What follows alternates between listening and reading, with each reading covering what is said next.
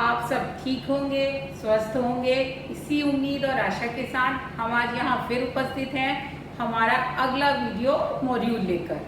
अभी तक हम वीडियो मॉड्यूल के द्वारा आपको अपने असाइनमेंट्स के सॉल्यूशन भेज रहे हैं। वो असाइनमेंट्स, वो वर्कशीट जो आपने अभी तक सॉल्व कर ली हैं और अगर किसी कारणवश या किसी रीज़न से नहीं कर पाए हैं तो आप इस वीक चलते हुए समय में करते रहिए, ताकि जब हम उनके सॉल्यूशन आपको भेजें उस समय आपके पास उनके सॉल्यूशन आपके द्वारा लिखे हुए ऑलरेडी हों, ताकि आप हमारे सॉल्यूशन से अपने आंसर्स को मैच करके चेक कर पाओ कि आपने कितना सही उत्तर लिखा है।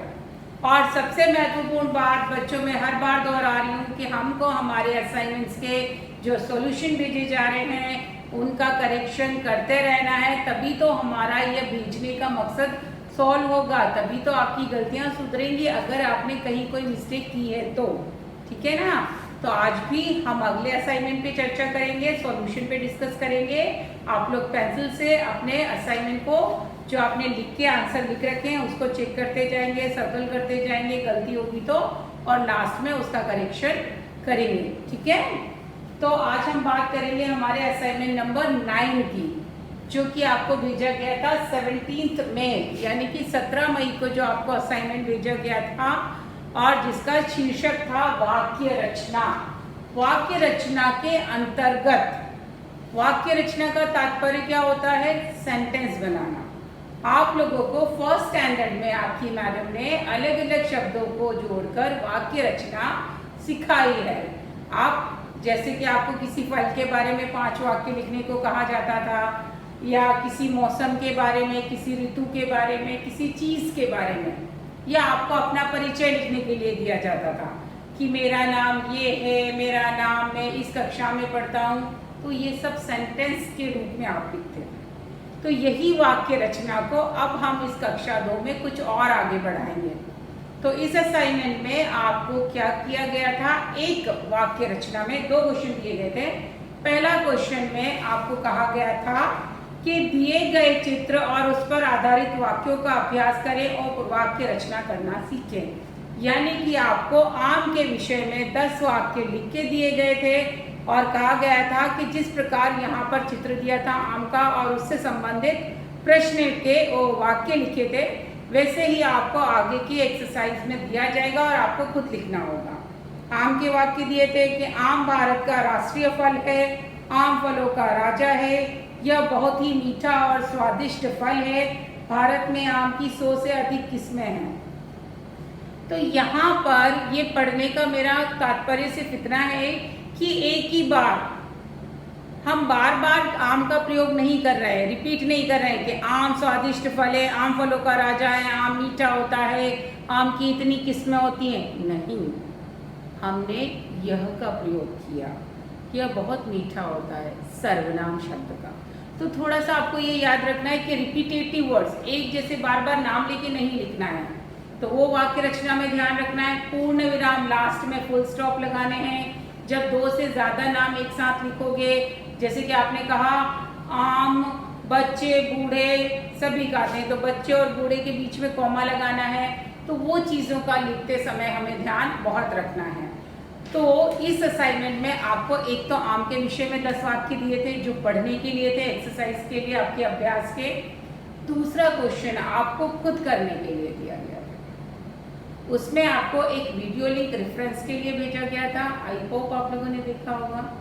वीडियो लिंक जब भी टीचर भेज रहा है, वो सजेस्टिव वीडियो लिंक वो बहुत महत्वपूर्ण होते हैं, क्योंकि उन्हें देखकर आपको आइडिया मिलता है और कई सारे एक्सरसाइज के आंसर्स तो आपको वीडियो लिंक के अंतर्गत ही मिल जाते हैं देखने से। तो इसलिए वीडियो लिंक को अवॉइड नहीं करना है। जो भी वीडियो लिंक असाइनमेंट के अंदर मैडम डाल के देती हैं उसको तो अवश्य ही देखना है। तो यहाँ पर आपसे प्रश्न कहा गया था कि दिए गए उदाहरण और वीडियो लिंक को देखकर स्वयं वाक्य रचना का अभ्यास कीजिए। और राष्ट्रीय फूल कमल, हमारा राष्ट्रीय फूल क्या है? कमल। राष्ट्रीय फूल कमल पर 10 वाक्य लिखें। तो आशा करते हैं आपने तो ये लिखा होगा। अगर नहीं लिखा है तो यहाँ पर हमने वो वाक्य लिख रखे हैं, एक बार हम उन पर चर्चा संक्षिप्त में इन शॉर्ट कर लेते हैं। तो यहाँ एक बार मैं सेंटेंस रीड कर लेती हूँ। आप लोग वो सेंटेंस अगर आपने लिखे हैं, सेम वाक्य हैं, तो टिक करेंगे, और अगर कुछ गलतियाँ दिख रही है मात्राओं में, वर्तनी में आपको, तो उन पे सर्कल करेंगे ताकि उनका करेक्शन आप कर पाओ।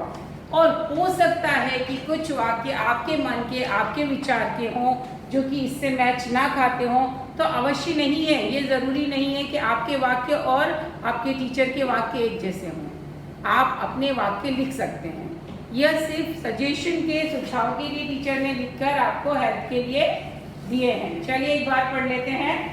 कमल हमारा राष्ट्रीय फूल है। कमल हमारा राष्ट्रीय फूल है। यह गुलाबी और सफेद रंग का होता है। यह पानी में खिलता है। आप देखोगे कि दूसरे और तीसरे वाक्य में मैडम ने कमल की जगह पर यह शब्दों का प्रयोग किया है। इसे हम तालाब या नदी में देख सकते हैं। इसे, है ना, कमल नहीं लिखा। कमल का आकार बड़ा होता है। कमल के पत्ते गोल होते हैं। आपने देखा फूल तो पंखुड़ी खिली रहती है, लेकिन जब उसके नीचे जो पत्ते होते हैं हरे कलर वाले, वो कैसे होते हैं? गोल आकार के, गोल होते हैं। यह केवल 3 दिन तक खिलता है। कमल का फूल शायद आपको बताओ, ये 3 दिन तक खिलता है, उसके बाद इसकी पंखुड़ियां खुद बिखर जाती हैं, है ना। फिर एक दवाई के रूप में प्रयोग किया जाता है। कमल एक बहुत ही फायदेमंद, गुणकारी पौधा है, क्योंकि इसकी डंडियां भी खाने में भी प्रयोग की जाती हैं, भोजन के रूप में लोग इसका इस्तेमाल करते हैं, और कहीं कहीं दवाई के रूप में भी इसका प्रयोग किया जाता है। यह केवल दिन में ही खिलता है। आप देखोगे रात के समय यह फूल क्या होता है, इसकी पंखुड़ियां बंद हो जाती है, ये नहीं खिलता है। फिर यह एक सुंदर और पवित्र फूल है। पवित्र कहने का तात्पर्य यहाँ पर यह है कि इसे पूजा में भी प्रयोग किया जाता है। तो इस प्रकार ये एक बड़ा ही सुंदर गुणकारी पौधा है, फूल है, और अपनी सुंदरता के कारण, अपने गुणों के कारण इसे हमने राष्ट्रीय फूल का सम्मान दिया है। तो इस प्रकार ये 10 वाक्य आप पूरे लिखेंगे और उनका अभ्यास करेंगे। ये तो सिर्फ 2 एग्जाम्पल हैं।